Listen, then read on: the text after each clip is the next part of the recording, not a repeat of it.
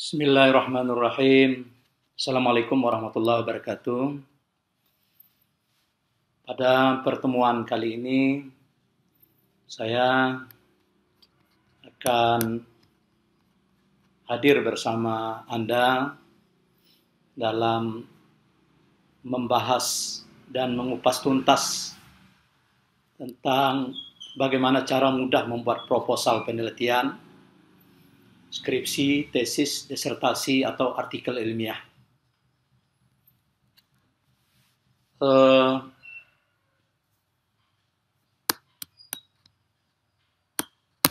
Kita harus mengawali sebuah pekerjaan penelitian itu harus paham dengan arah dari penelitian. Yang pertama, kita harus mampu menggambarkan, menjelaskan keadaan. Dan yang kedua, arah sebuah penelitian itu atau skripsi itu adalah dalam rangka memecahkan masalah. Yang ketiga, orientasinya juga menemukan atau mengembangkan model, pola, atau cara kerja. Selanjutnya juga bisa membuat keputusan kebijakan, mengembangkan, menguji konsep teori, atau yang terakhir, memperbaiki keadaan, peristiwa, situasi, kegiatan pendidikan. Nah, jadi arah penelitian ini itu harus menyesuaikan dengan konteks atau tema dari sebuah yang akan kita lakukan penelitian, dan dari tema tersebut kita dapat memahami bahwa penelitian tersebut masuk dalam pendekatan apa. Ya, bisa melalui pendekatan kuantitatif, bisa melalui pendekatan kualitatif, dan dari kuantitatif dan kualitatif itu ada jenis-jenisnya lagi.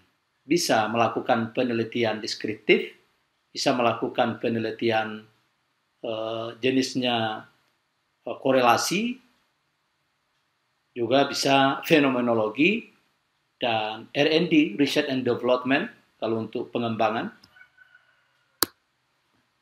Selanjutnya juga, kita juga harus memahami bahwa karakteristik proses penelitian, terutama untuk pendidikan, gitu ya, penelitian, itu sebuah penelitian itu adalah satu pola kerja yang sistematis, langkahnya runtut, gitu ya. Yang kedua, logis, gitu ya. Keterkaitan yang masuk nalar atau logikanya itu jelas dasarnya. Gitu ya. Ini adalah satu langkah kerja kalau kita ingin melakukan sebuah penelitian yang mengawali untuk membuat proposal, gitu ya. Kita harus memahami. Selanjutnya empiris, gitu ya. Empiris, cara kerjanya itu didasarkan pada fakta-fakta empirik. Gitu ya. Kita tidak bisa berbicara dalam ruangan hampa, gitu ya. Dan apa yang kita tuangkan di dalam sebuah proposal penelitian kita itu harus bersifatnya empirik. Selanjutnya bersifat reduktif. Ya, tidak semua aspek diteliti. Nah, jadi reduktif itu adalah, gitu ya, membuat spesifikasi, gitu ya.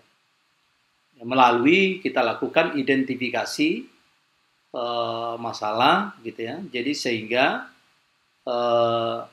kita bisa melokalistik dari sebuah arah penelitian kita. Yang selanjutnya bersifat replicable, dapat diulang oleh peneliti lain dengan hasil yang sama, dan transmittable, hasilnya dapat dialihkan untuk kepentingan yang lebih besar. Nah, jadi dalam penelitian kita itu banyak tema-tema yang yang sama, mirip gitu ya, tetapi tempat atau subjek atau populasi penelitiannya berbeda. Jadi sehingga ada perbedaan-perbedaan dan membuat satu penguatan atau pendalaman dari sebuah tema penelitian. Gitu. Nah, selanjutnya perlu juga kita memahami gitu ya, perlu paham gitu ya. Kalau paham itu tidak harus menghafal gitu ya, tetapi kita memahami gitu ya, langkah-langkah membuat proposal dan laporan penelitian, skripsi, tesis, disertasi, dan artikel. Jadi kita sudah ada mindset yang kita pahami. Itu minimal ada 9 langkah gitu ya. Yang pertama, memilih satu topik penelitian. Jadi topik penelitian atau judul penelitian yang tentu sesuai dengan bidang kita dan untuk menjawab sebuah masalah gitu ya. Jadi judul itu nanti itu harus mencerminkan apa yang akan kita teliti. Dan yang kedua, untuk lebih mendalami terhadap tema atau topik yang akan kita angkat dalam proposal kita, wajib kita mengkaji literatur yang relevan dengan topik dan masalah penelitian. Berkaitan dengan literatur, gitu ya, ini menjadi satu keniscayaan, gitu ya. Seorang akademisi, gitu ya, seorang mahasiswa yang menyiapkan skripsinya tentu membaca literatur yang terkait dengan topik atau mengumpulkan literatur yang terkait dengan topik itu menjadi satu keniscayaan. Dan juga memahami atau menggali masalah-masalah yang relevan dengan topik-topik tersebut gitu ya. Jadi mulai dari buku gitu ya, buku referensinya ya yang terkait dengan topik itu, terkait dengan jurnal, skripsi, tesis yang ada gitu ya, yang terkait dengan penelitian itu. Ketika kita dapat memahami ya topik penelitian dengan masalahnya, setelah itu kita melakukan memilih dan menyatakan dan merumuskan masalah. Gitu. Jadi merumuskan masalah ini itu adalah sebuah langkah untuk memulai sebuah penelitian. Biasanya menyatakan dan merumuskan masalah itu adalah dengan menelurkan sebuah pernyataan dan pertanyaan gitu ya. Jadi mengapa kita mengangkat topik dan masalah tersebut dan bagaimana ya bisa kita mempertanyakan bagaimana untuk mengkaji sebuah masalah. Selanjutnya kita merumuskan hipotesis gitu ya atau jawaban sementara bagi untuk penelitian kuantitatif gitu ya. Dan selanjutnya yang terpenting lagi yaitu yang kelima, menetapkan desain atau pendekatan dan metode penelitian. Nah, jadi dari sebuah tema, topik atau masalah yang kita angkat itu kita rancang desain penelitiannya gitu ya. Apakah penelitiannya itu kuantitatif atau penelitiannya menggunakan pendekatan kualitatif. Dan ada jenisnya lagi gitu ya. Untuk itu. Nah, selanjutnya di dalam metodologi penelitian itu adalah kita akan mengumpulkan data ya dengan menggunakan pendekatan-pendekatan yang ada untuk masing-masing pendekatannya. Bisa jadi melalui pengumpulan data dengan instrumen kuesioner, bisa lewat dari observasi, wawancara, dan dokumen-dokumen yang terkait. Setelah itu kita melakukan mengolah dan menganalisis data. Mengolah dan menganalisis data itu juga dengan tekniknya, gitu ya. Ada dengan teknik statistik, gitu ya. Kalau yang berhubungan dengan kuesioner, dan ada dengan yang sifatnya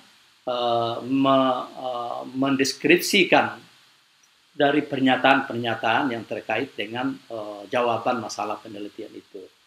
Selanjutnya, kita menginterpretasi temuan-temuan sesuai hasil analisis. Gitu. Jadi ini adalah merupakan langkah-langkah, gitu ya. Dan selanjutnya menyusun kesimpulan atau generalisasi dan menyusun laporan penelitian. Nah, jadi ini sekali lagi ini adalah bentuk satu langkah yang komprehensif yang wajib kita pahami, gitu. Tidak perlu dihafal. Tidak perlu dihafal gitu ya, tetapi ini 9 langkah ini wajib kita pahami gitu ya. Tidak perlu dan ini wajib kita ejawantahkan di lapangan.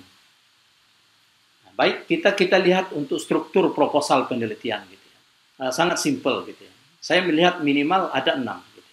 Jadi saya kira 6 langkah ini wajib ada di mulai Anda lakukan draftingnya, gitu ya, draftingnya. Yang mulai pertama itu adalah dari latar belakang masalah, gitu. Dari latar belakang masalah. Tentu yang paling utama, gitu ya. Kalau yang paling utama itu adalah dari judulnya tadi kita melihat apalah yang melatar belakangi masalahnya. Masalah ini adalah yang berkaitan dengan gambaran mengapa pentingnya Anda melakukan penelitian terhadap tema yang Anda buat, gitu ya. Yang kedua, merumuskan dan membatasi masalah, gitu ya. Jadi perumusan masalah yang diawali dengan pertanyaan penelitian, gitu ya. Kalau pertanyaan penelitiannya 3, ya maka tujuan penelitiannya juga 3.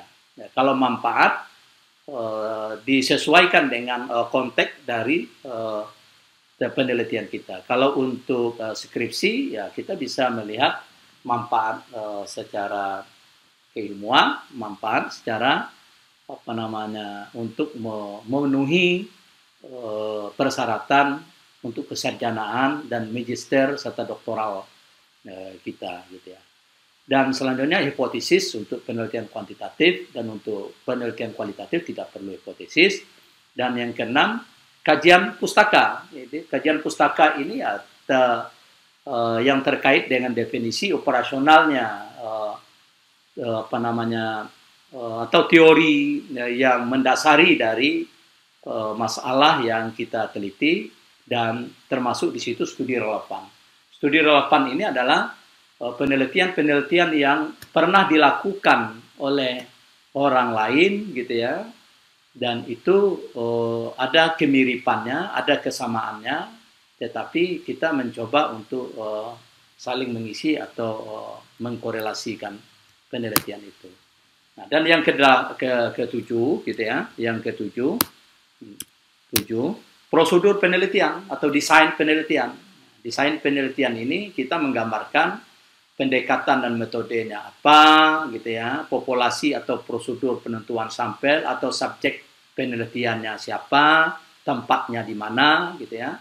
Jadi juga teknik dan instrumen pengumpulan datanya menggunakan apa, teknik pengolahan datanya menggunakan apa, triangulasi data dan validitas dan reliabilitas data itu bagaimana, dan yang tak kalah penting adalah jadwal penelitian. Nah, jadwal penelitian ini adalah menggambarkan langkah action Anda mulai dari Anda mengajukan judulnya, gitu ya.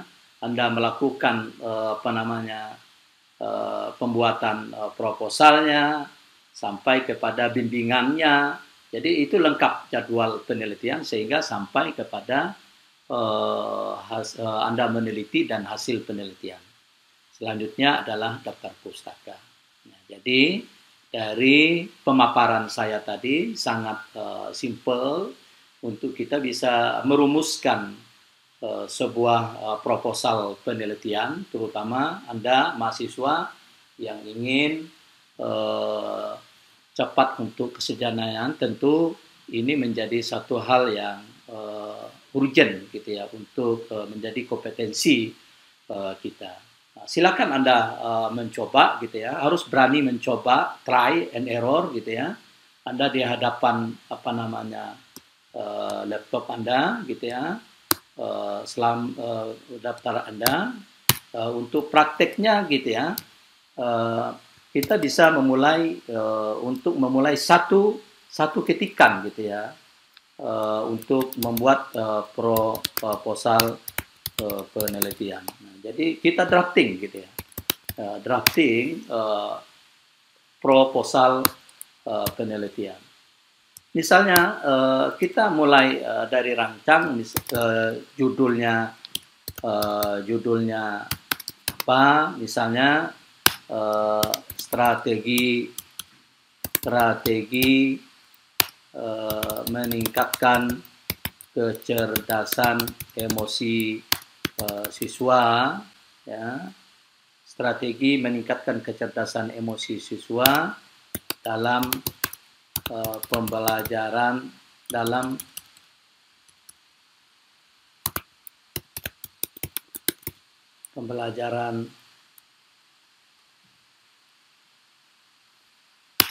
di sekolah gitu ya. Itu judulnya. Setelah itu kita mulai dari yang pertama, kita cari latar belakang ya, belakang masalah. Ini kan bisa kita tuangkan gitu ya. Pertama tentang misalnya berangkat dari isu tentang pentingnya kecerdasan emosi gitu ya, emosi atau problem pendidikan hari ini gitu, sehingga menemukan masalah gitu ya.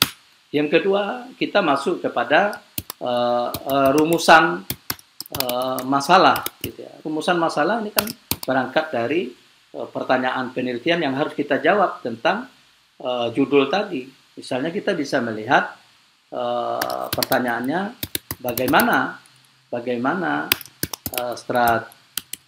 strategi misalnya guru ya meningkatkan kecerdasan emosi siswa gitu ya. Pertanyaannya ini bisa satu, bisa dua, dan bisa tiga gitu ya. Setelah itu tujuan dan manfaat penelitian gitu ya. Tujuannya tujuannya kalau satu pertanyaan, maka tujuan penelitiannya juga satu yang terkait dengan penelitian tersebut. Ya. Kalau pertanyaannya bagaimana strategi guru, maka tujuannya adalah untuk menemukan strategi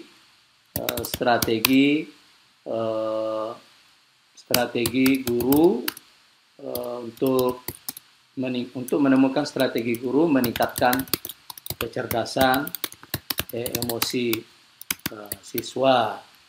Nah, kalau yang manfaatnya ya ada manfaat secara keilmuan gitu ya, ada yang manfaat secara praktis gitu. Itu yang terkait dengan misalnya untuk menambah pengetahuan dan pengalaman di bidang penelitian ini. Kalau untuk praktisnya adalah sebagai syarat untuk kita kesarjanaan kita. Nah, selanjutnya adalah kajian pustaka. Ya, kajian pustaka itu adalah terkait dengan misalnya konsep atau teori, misalnya konsep kecerdasan emosi gitu ya, atau langkah-langkah meningkatkan emosi siswa, atau faktor-faktor ya, yang mempengaruhi kecerdasan emosi. Selanjutnya ada studi relevan, studi di dalam kajian pustaka, kajian pustaka itu ada studi relevan. Studi relevan ini adalah penelitian hasil penelitian yang terkait dengan penelitian kita. Kita akan melihat apa yang berbeda dengan penelitian yang lain, gitu ya. Dan nanti hasilnya tentu ada penguatan atau temuan-temuan baru. Yang kelima, gitu ya, itu adalah ini yang terpenting adalah prosedur penelitian atau desain penelitian. Nah, kalau desain penelitian ini terdiri dari misalnya yang pertama itu adalah jenis pendekatan penelitian. Gitu. Di sini jenis penelitiannya bisa kualitatif atau kuantitatif, ya, tergantung dengan judulnya, gitu ya. Nah, yang selanjutnya, yang B-nya itu yang di bawah prosedur penelitian itu adalah bisa subjek dan tempat penelitian atau